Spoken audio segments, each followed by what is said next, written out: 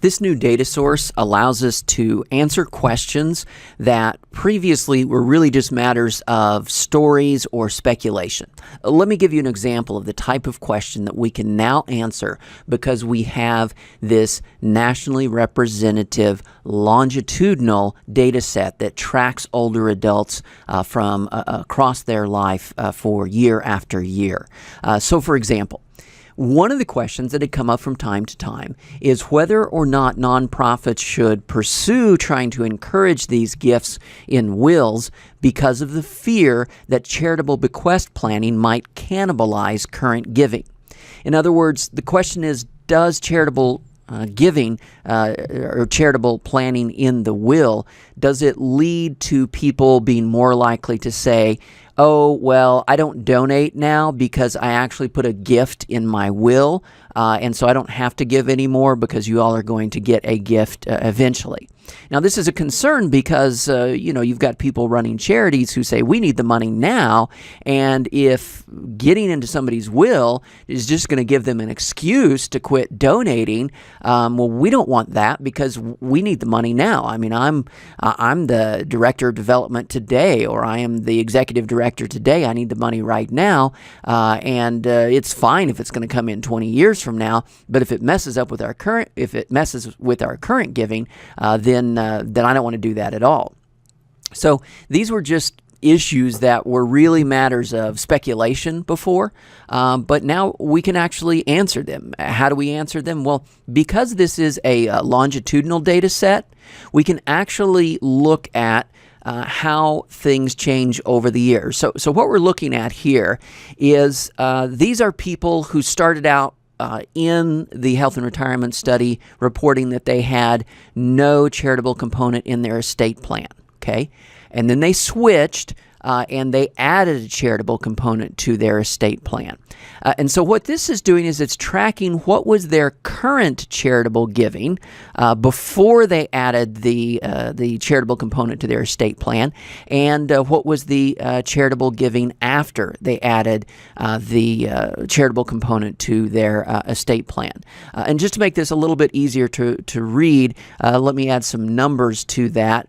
And what we see here is that if we give an average, this is across the 2, 4, 6, and 8 years before people added a charitable component into their estate plan, and also the 2, 4, 6, and 8 years after they added a charitable component to their estate plan, we can see that from this sample, which includes about 9,500 observations, 9,500 person years, that there is actually a substantial increase that takes place in the current charitable giving after a person adds in a charitable component into their estate plan. Doesn't quite the average doesn't quite double, but pretty close to doubling. Now, a few things to keep in mind that might be useful about this. First, we're using constant dollars here, so there's no inflation issue. And notice we're only looking every 2 years, and the reason is that the health and retirement study is only conducted every 2 years, and so we only have data every 2 years. You also might notice that here this one says mixed. The reason is because this study is only conducted every 2 years, people are asked, do you have a charitable component in your will or trust? And if they say yes, we don't know how much of their charitable giving during the last year might have occurred before they put in the gift, or how much might have occurred after they put in the charitable component into their will. We only know that at this time they said, yes, I now have a component, and then they say how much they've donated over the last year. But if they, for example, if they had just gotten their will done the day before, then all of their charitable giving would have taken place before they put in the charitable component. But if they'd gotten it done, say a year and a half before, then all of the charitable giving would have been done after they put in the charitable component. So that's why this year, the year when they first say, yes, I've got a charitable component in my estate plan, we don't we don't really know how much of their current giving happened before and how much happened after.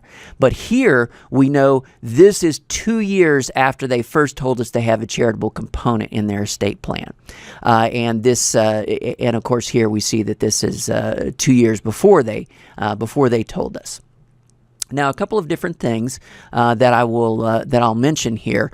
It could be that we could make an argument that there's, maybe just a little bit of a downward trend, like there's a big bump at the beginning where their donations go way up, and then it trends downward. But one of the things that you have to keep in mind here is that this is a relatively older audience to begin with.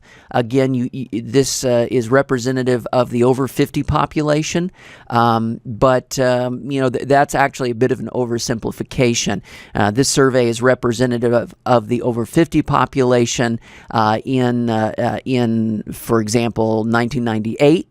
But then in 2000, it's representative of the 52 and above population. Then in 2002, it's representative of the 54 and above population.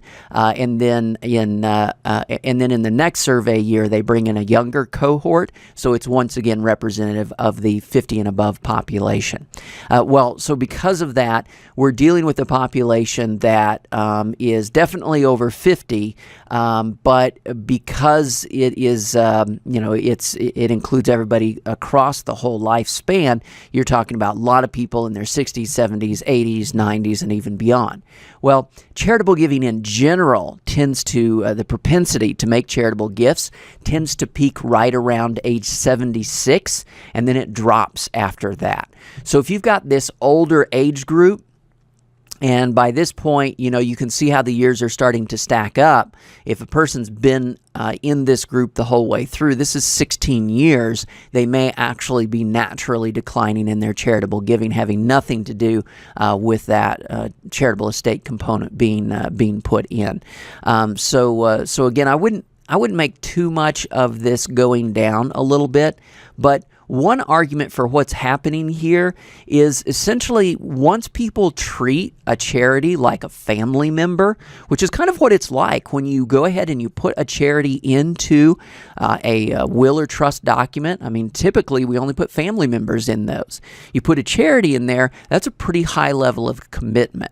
And so it's not at all a shock that we might expect to see that higher level of commitment is now being expressed in a variety of ways, including an increase in current giving.